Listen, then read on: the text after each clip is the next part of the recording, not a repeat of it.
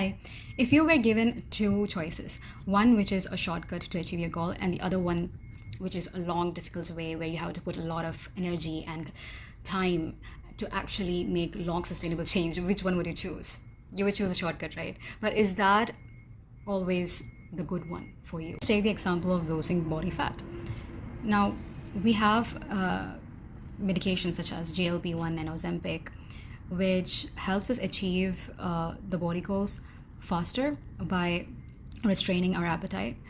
But once they stop the medication and the appetite comes back, they gain the weight back and they bounce back within a few months. Now, someone who at the same time takes long, difficult way of naturally losing weight, they learn how to make changes in their lifestyle. They change and correct their wrong food habits. They develop the mindset and the discipline that is necessary to maintain the body that they have achieved. Same goes with mental health as well.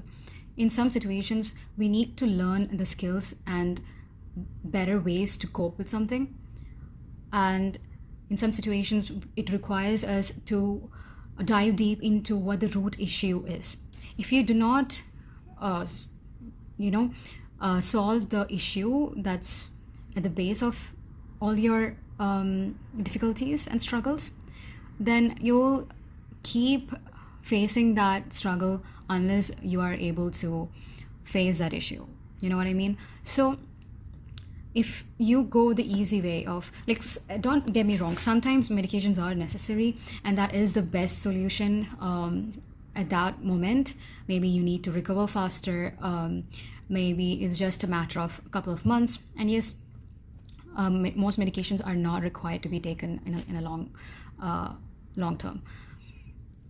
But often psychiatrists really underplay the role of psychotherapy and psychologists, and very few psychiatrists are having the skill to understand if this issue that the patient is suffering from is because of deficiencies of neurochemicals in their brain.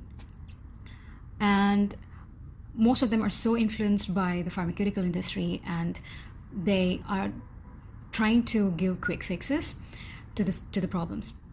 So this is something that patients need to be aware of, clients need to be aware of, that medications are not the sole solution to all problems, and in the long term it's not sustainable often.